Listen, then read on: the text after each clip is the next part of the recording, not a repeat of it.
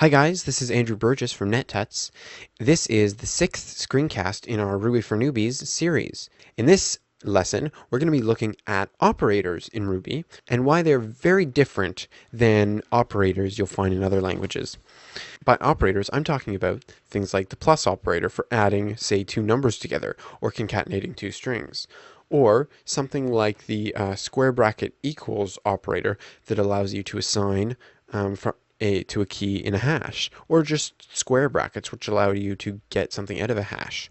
These are the kind of things I'll be talking about, and we'll talk about why there's a lot more to them than meets the eye. So let's hop into it right now. So let's pop open a terminal and explore what I'm talking about.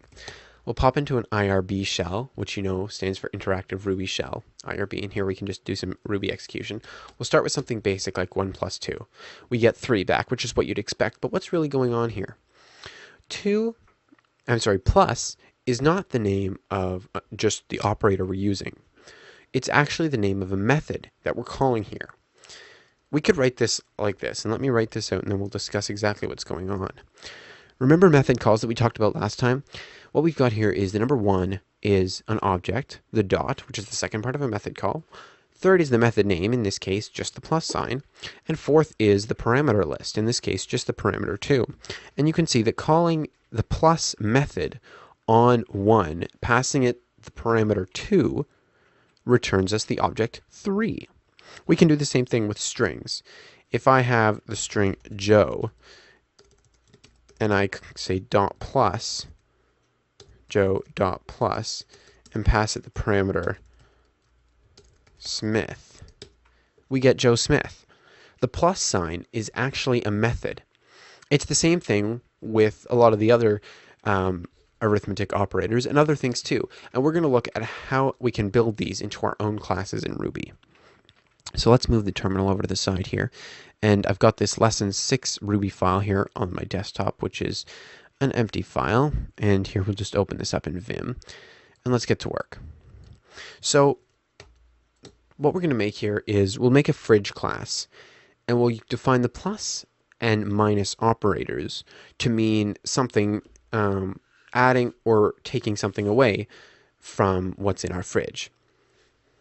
This is just a silly example that can help you maybe get your head outside of the box on how exactly you might use plus and minus and how we can define them to mean whatever we want them to mean. This might not be the best use of them, but it shows you that they can have meanings apart from what you're used to them meaning in other languages. And the neat thing about this is that in other languages, we can't define what the operators mean, at least not in any other language I've tried. But in Ruby, that's possible. So we're going to have a class called fridge. As you might remember, we need to first create our constructor function, or our initializing function. It's called initialize. We want it to take 2 parameters. We want it to take an array of beverages and an array of food. These are the items that will start off in our fridge. Now we don't want to require these, so I'm going to put their default values after an equal sign after their name. So what this is saying is if beverages and food are not supplied, empty arrays will be assigned to their values. In here, we're just going to say beverages equals beverages, and the instance variable foods equals foods. And let me just pluralize that. And there we have that. Okay, so now let's say def plus item. It's that easy, really. We're just defining what plus method on our class means. By default, we get the Ruby syntax that will allow us to do, we're going to have our fridge instance plus food instance. And this is what we'll do to mean add something to our fridge. But we could make it mean whatever we want it to mean. In fact, we could even overwrite this in the built-in Ruby classes if you wanted to. That's what makes Ruby such a powerful and cool language. Of course, we're not even discussing meta side of this, as in what should you do and what should not do, just best practices as a Ruby programmer. It's not a wise idea to override what it means to add two numbers together. But for this example, we'll just keep doing what we're doing here. So we want to add an item to our fridge. Well, we have to see if it's a beverage or a food first. And we could go into this in a bit more depth to see, well, if it's not a beverage or a food, then let's raise an error and that kind of thing. In this case, we'll just assume if it's not a beverage, then it is a food. So what we'll do is we'll say if item dot is a beverage. Now we haven't made the beverage class yet, but what this does, the is a method, is a method that every object has, and it takes one parameter, which is the name of a class, and it basically returns true if item is a beverage, or it will return false if it's not. We can try this in the terminal. If we say 1 is a fixed num, you can see we get that true, but 1 is a string is not true.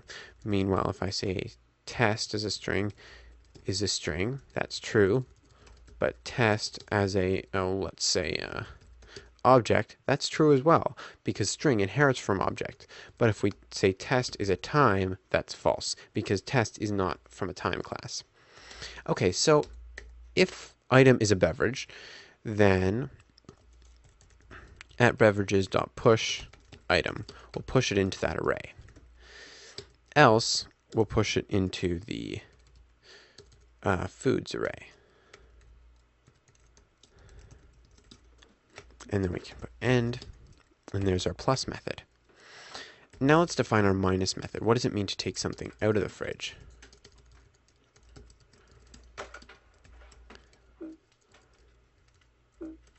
Well, for our purposes, that just means take it out of our food or beverages array. So first we're going to have to check to see if the item is in the array. So we'll say we'll start with beverages. If beverages dot include item, so if the beverages array includes this item, then we will say at beverage dot delete item. The delete method on arrays allows you to remove an item from the array. At the same time, it returns that item. So because of the way Ruby works, we don't have to have any return here. We can just say delete the item from the array, and it returns that from the array at the same time. So if it's not in the beverage, we'll assume we're asking for a food, and so we'll take it from there instead. And so there we have our basic plus and minus operator methods. If up here, we'll just add it to the right array, and here we subtract it from the right array and return it. Now all we have to do is create our beverage and food classes. So we will say class beverage. We'll initialize something, and we have to take a name. Of course, and in here we'll just say at name equals name and at time equals time, because it makes sense that we would want to know what time we put something in our fridge. And then we'll create another one here, and we'll just call it food, and that'll really be the only difference. Okay, so now that we've saved these files, let's come back here, load this file into IRB, and give it a try. So I will move to my desktop, open up IRB, and I will require the lesson 6 file. And you can see that that worked since we get true. Okay, so we'll make a fridge. We'll just call it F, and we'll say fridge.new. And we get a fridge instance there, and you can see that the beverages array and the foods array are both empty. Okay, so now let's create a food. We'll start with the beverage, actually. Beverage.new, we'll call it water. And undefined local variable or method time. And of course, I forgot here that time isn't actually a variable here. We have to say time.now. That's the problem with this. And we have this in two places here. So we'll just change this to time.now. Unfortunately, that means I've got to exit IRB here, if I can get my typos sorted out. And then we'll just require lesson 6. There we go. And while we're at it, I'm just going to require the pretty print library, because we're going to use that just to look at our fridge item in more depth. That just allows you to print objects in a more readable way. Slightly more readable. Okay, so let's create our fridge again. Fridge.new, and now we have our fridge objects. So now let's create a beverage. We'll say beverage.new, and I forgot to give it the name. There we go. So now right here you can see we have a beverage instance, and this is the representation of a Ruby object. So you can see right now we've got the name property and the time property that it has. Very good. Okay, so now let's say F plus water, and now we've just added it to the fridge. And now if we look at the fridge here, and better yet if I do a pretty print on the fridge, you can see that our beverages instance variable has one item in the array, which is our water beverage.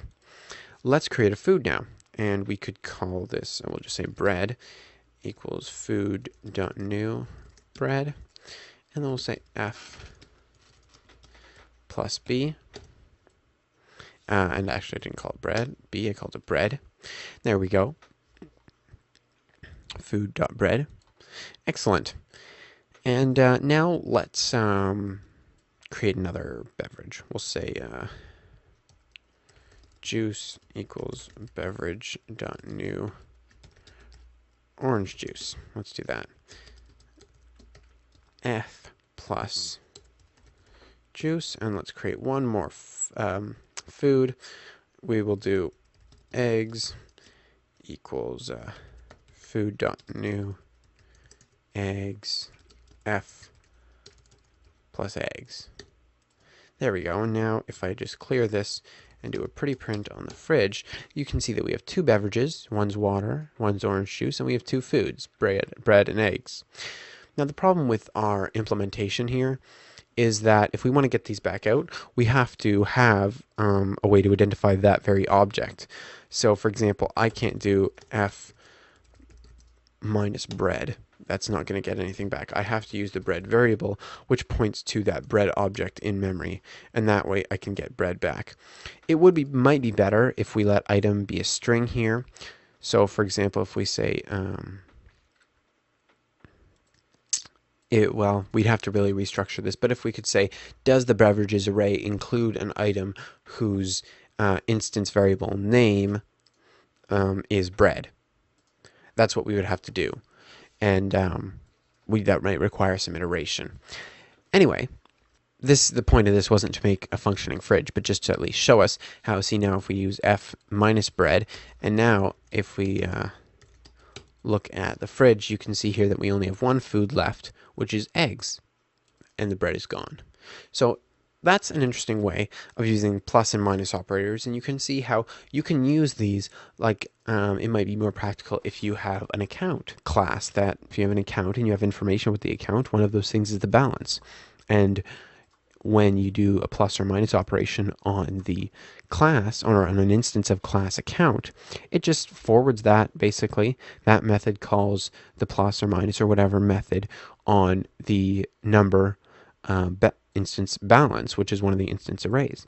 So you could give that a try. What we'll do now is let's look at another one that's kind of neat that you may use, and that's the square bracket notation. But let's come back here and explore it with the built-in Ruby classes first. Let's say we have a hash that we're going to call person. A hash, as you might recall, is denoted by curly braces. These are very similar to JavaScript's object literals, except that we can't assign with dots as you would in JavaScript. What you use is square brackets.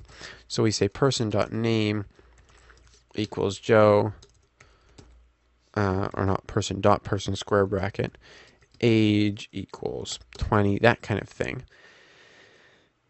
And I think I've made a mistake there because I had an extra square bracket there. But anyway, there, and then you can see if we say person, we get name equals Joe and age equals 20. These square brackets are actually shorthand for another method, and this one is even more hard to believe it or not, than the plus operator that you saw earlier. We could actually do this by saying person dot square brackets equal sign, and then passing in two parameters. The first one is the key, so in this case we can say last name, and the second one is the value, which we could say is Smith. And this, in effect, is the same thing as saying person last name equals Smith. Now, I don't think anyone would disagree that this second version looks a lot better, looks a lot more natural in coding. But the first version gives you a lot more power because you're calling a method. You have control over what goes on inside that method. And what Ruby allows us to do is have the prettiness, the syntactical sugar of the second one, while having the power of the first one. So here, if I say person.lastname, you can see that it was indeed assigned to Smith. And if we look at the person, it's just another parameter, just like, or another key value pair in the hash, just like these other two, which we assigned with the syntactical sugar. So let's look at building these functions. And the thing about building these functions is it's really hard to use them when you're just trying to come up with an example. It's hard to use them in a way that isn't already covered by a hash or some of the other built-in Ruby collection objects. So what we're going to do here is we're going to make, I'll just add this to the bottom of this file, we're going to make a club class, or a board of directors kind of thing. We'll just call it class club. And what we'll do here is use the square bracket operators in a way that isn't maybe the best API design, but gives you an idea of how they work and how we can use the functionality of having a method call instead of just a straight assignment with that operator. How we can use the idea of having a method in there to change what we do based on the input or based on the state of the object.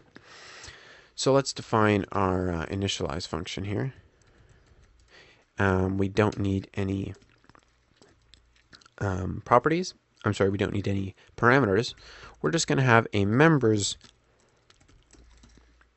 instance variable, which is going to be a hash. So let's start by defining our square bracket, which will take a role. This is the get operator, if you will. This is how we would get something from a collection object. And in this case, we're just going to forward this to the members hash that we have, to its square bracket method.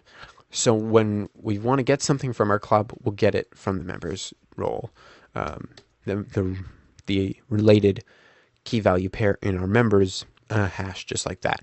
However, things get more interesting when we want to define our setting operator. So this takes two parameters, one of which is the role, and in our case, one of which is the person who is getting that role. And the way this is going to work is if we assign one person to a role, that's fine. But there are some roles in our club that might have more than one person. And so if we assign a second person to that role, we don't want them to overwrite the first person. We want them to be added to the list of people who have that role. This might not be the best way to do this, but we're going to do it this way. This does make it kind of hard later to, reset it completely, and we'd have to add other functions to do that. But anyway, this will work for now. So first we have to find out if this role is blank. So we're going to say if members role dot nil question mark. That is a built-in method to Ruby objects that basically says, is this nil or does it actually have a value? If it's nil, then this has never been assigned to a before. So we're just going to say members role equals person. And remember,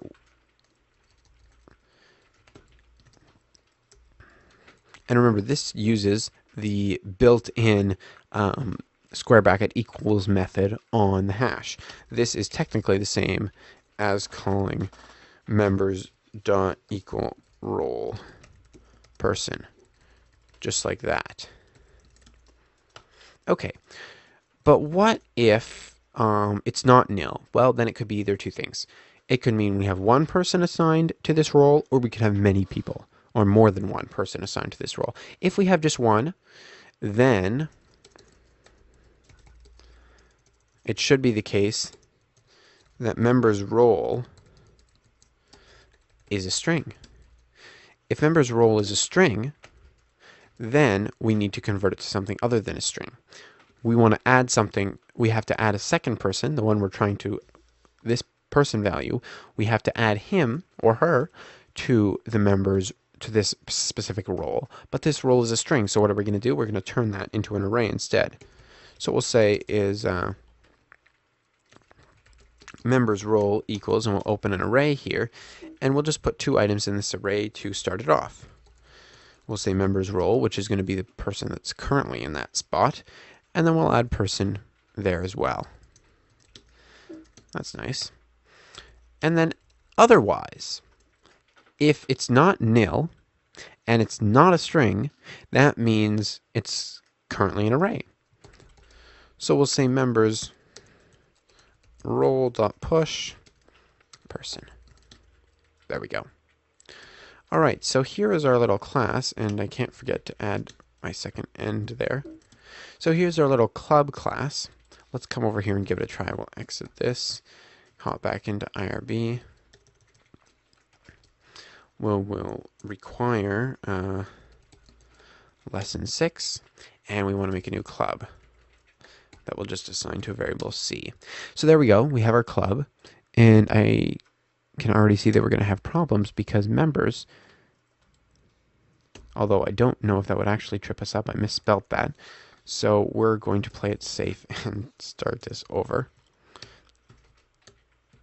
All right, so there we go. Now we have our club here, and all you can see is we've got our one members instance variable with its a hash. So let's say C, and we'll start off by putting in a chairman, and we'll just say chair equals Joe. So then let's add a, we'll just say board member for lack of a better idea, or we'll say engineer, just to be a bit different here, and we'll say John. Now if we look at C now, you can see that members has 2 items, 2 key value pairs in this hash. Chair is Joe, engineer is John. Joe and John are both strings. But if I say C engineer equals Sue, then engineer here becomes an array. And so now, if I decide to use get, John and Sue are an array. So it started out as nil, or not even being defined. Then we put in 1, and it became John as a single string.